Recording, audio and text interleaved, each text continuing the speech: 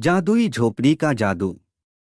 रात का समय होता है। बहुत जोर से बारिश हो रही होती है। ऐसी घनी बारिश में एक औरत अपनी गोदी में एक बच्चे को लेकर रोते हुए जा रही थी। हे भगवान, ये सब तू मुझे कैसे दिन दिखा रहा है। आखिर ये सब मेरे साथ ही क्यों होना। इससे अच्छा तो तू मुझे जीते जी ही मार देता। कम से कम ये दिन तो ना देखने पड़ते। बेचारी सोनाक्षी अपने बच्चे को लेकर एक बड़े से पेड़ के नीचे जाकर बैठ जाती है और वो बहुत बुरी तरह भीग चुकी थी। उसका बच्चा दूध के लिए रोने लगता है। अब और कोई चारा नहीं है मेरे पास। मुझे अपने मुन्ना को बारिश में ही दूध पिलाना होगा। सोनाक्षी अपने मुन्ने को दूध पिलाने लगती है, जिसके बाद वो उसे चुप कराकर फिर से चलना शुरू कर देती है। देखते ही देखते वो घने जंगलों में पहुंच जाती है, जहां उसे एक टूटी फूटी झोपड़ी नजर आती है। आज की रात गुजारने के लिए यही झोपड़ी ठीक रहेगी। सोनाक्षी अपने मुन्ना को लेकर झोपड़ी में पहुंच जाती है और उस रात वो उसी झोपड़ी में निकालती है। अगले दिन जैसे ही सवेरा होता है, सोनाक्षी को बहुत तेज भूख लगती है, जिसके चलते वो रेड लाइट पर लोगों से भीख मांगना शुरू कर देती है। मेरी मदद करो, मेरा मुन्ना बहुत भूखा है। मुझे भी बहुत जोरों से भूख लगी है। कुछ खाने को दे दो। दिन भर भीख मांगने पर भी उसे कोई भीख नहीं मिलती, जिसके बाद जैसे तैसे करके एक गाड़ी से उसे 50 रुपए का नोट मिलता है। वो उससे अपने लिए खाना खरीदती है और जंगल में अपनी झोपड़ी की तरफ जाने लगती है। झोपड़ी के बाहर उसे एक बूढ़ी औरत दिखाई पड़ती है। अरे अरे, क्या ये झोपड़ी आपकी है?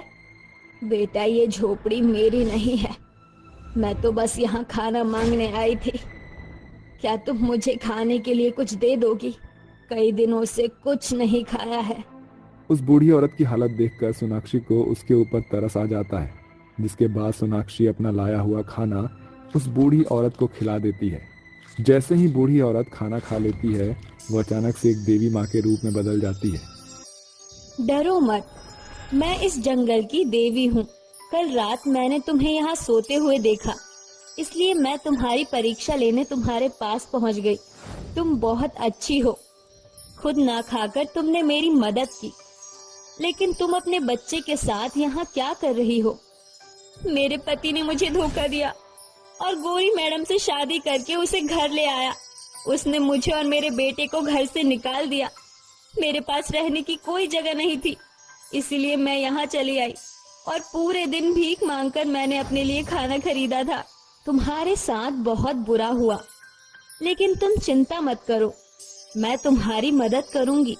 ऐसा कहते ही देवी माँ के हाथों से उस टूटी फूटी झोपड़ी की तरफ से एक रोशनी निकल पड़ती है, जिसके बाद वो टूटी फूटी झोपड़ी एक सोने के सुनहरे घर में बदल जाती है। आज से ये सोने का सुनहरा घर तुम्हारा हुआ। तुम इसमें आराम से रह सकती हो। इसके अंदर रहने की सभी सुख सुविधाएं हैं। ऐसा कहकर देवी माँ वहां से गायब हो जाती है, जिसके बाद सोनाक्षी अपने मुन्ना को लेकर उस घर में चली जाती है। अरे वाह, ये घर तो बहुत खूबसूरत है। इतना सुंदर घर तो मैंने पहले कभी नहीं देखा। लेकिन अब मैं क्या करूं, क्योंकि मुझे बहुत जोरों से भूख लगी है। कुछ ना खाने की वजह से मैं अपने मुन्ना को दूध भी नहीं पिला पाऊंगी। जैसे ही सोनाक्षी ऐसा कहती है, उस जादुई घर के अंदर से अपने आप उसके सामने खाना प्रकट हो जाता है।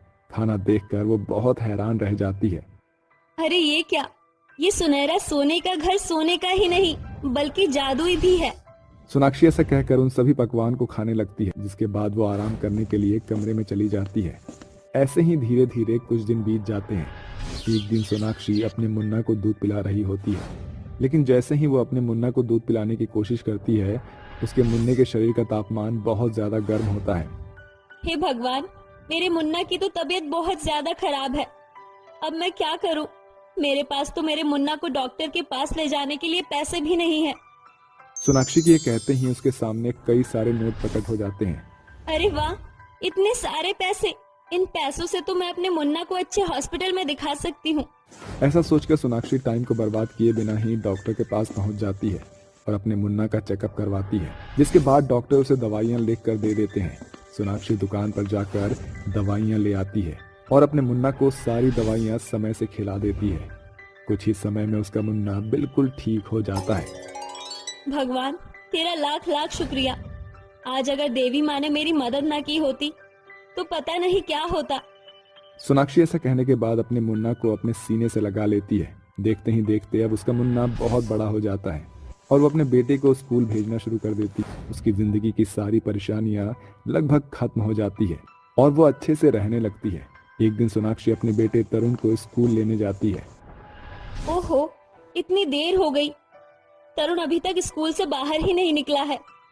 सोनाक्षी अपने बेटे के आने का इंतजार कर रही होती है। तभी वहां अचानक से एक गाड़ी का बहुत बुरी तरह एक्सीडेंट हो जाता है। उसी समय सोनाक्षी का बेटा तरुण भी स्कूल से बाहर आ जाता है। सोनाक्षी तुरंत उसे गले से लगा लेती है। अरे बेटा, मेरे पास रहो, उधर मत जाना। पता नहीं किसी का बहुत बुरा एक्सीडेंट हुआ है। देखते ही देखते गाड़ी के पास लोगों की भीड़ इकट्ठी हो जाती है, जिसके बाद सोनाक्षी भी उस आदमी को देखने के लिए गाड़ी के पास पहुंच जाती है। जैसे ही सोनाक्षी उस आदमी को देखती है, उसके पैरों तले जमीन खिसक जाती है। अरे ये क्या? ये तो विक्रम जी हैं।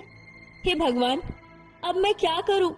अगर इन्हें सही समय पर हॉस्पिटल नहीं लेकर गई तो इनकी बहुत ज्यादा खून बहने से मृत्यु भी हो सकती है। सोनाक्षी किसी तरह से विक्रम को गाड़ी से बाहर निकालती है और अपनी कार में बिठा लेती है, जिसके बाद सोनाक्षी विक्रम को हॉस्पिटल लेकर जाती है। विक्रम की हालत देखते ही डॉक्टर सोनाक्षी से कहते हैं, देखिए खून बहुत ज्यादा बह गया है, आपके पति की जान भी जा सकती है और इलाज करने के लिए कम से कम 5 लाख रुपए की जरूरत पड़ेगी। अगर आप इतना सारा पैसा ला सकती हैं तो हम इलाज शुरू कर देंगे। देखिए डॉक्टर साहब, इन्हें कुछ नहीं होना चाहिए। मैं आपको सारा पैसा ला कर दूंगी। सोनाक्षी अपने बेटे तरुण को कार में बिठाती है और अपने सोने के सुनहरे घर में पहुंच जाती है, जिसके बाद सोनाक्षी कहती है, ऐ जादुई घर, आज मुझे तुम्हारी बहुत जरूरत है। मेरे पति हॉस्पिटल में एडमिट है। उनके इलाज के लिए मुझे पूरे 5 लाख रुपए की जरूरत है।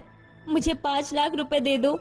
सोनाक्षी के ऐसा कहते ही जादुई सोने के घर के अंदर से उसे 5 लाख रुपए मिल जाते हैं, जिसके बाद वो उन पैसों को सीधा डॉक्टर को दे देती है। डॉक्टर साहब, चाहे कुछ भी हो जाए, मेरे पति को बचा लीजिए। चिंता मत करो, सब कुछ ठीक हो जाएगा। अब कुछ घंटे ऑपरेशन चलने के बाद डॉक्टर सोनाक्षी के पास जाकर उससे कहते हैं, आपके पति की जान बच गई है, आप चाहें तो उनसे मिल सकती हैं। जैसे ही सोनाक्षी अपने पति विक्रम से मिलने जाती है, उसका पति विक्रम हाथ जोड़कर उससे माफी मांगने लगता है। मुझे माफ कर दो सोनाक्षी, मैंने तुम्हारे साथ बहुत बुरा किया। दरअसल जिस लड़की से मैं प्यार करता था वो कोई अमीर घर से नहीं थी, बल्कि एक चोरनी थी। उसने मेरा सब कुछ चुरा लिया, जिसके बाद मैं डिप्रेशन में पहुंच गया था और मैं मरना चाहता था, लेकिन सही समय पर तुमने मुझे बचा लिया। मैं तुम्हारा एहसान कभी नहीं भूलूंगा। हो सके तो मुझे माफ कर देना। मुझसे माफी मांगने की आपको कोई जरूरत नहीं है। ये मेरा फर्ज था जो मैंने निभा दिया, लेकिन मैं आपके साथ नहीं रह सकती। मैंने तो ये सब बस इसलिए किया था कि मेरा भगवान मुझसे नाराज ना हो, क्योंकि एक पत्नी का फर्ज होता है अपने पति के हर सुख दुख में साथ रहना। इसीलिए मैंने तुम्हारे साथ ये सब किया। अब तुम कुछ भी करो, मुझे उससे कोई मतलब नहीं है। मैं बस अपने मुन्ना के साथ ही रहूंगी। जिसके बाद सोनाक्षी अपने मुन्ना का हाथ थामती है और अपने जादुई सुनहरे घर में आकर उसके साथ खुशहाल रहने लगती है।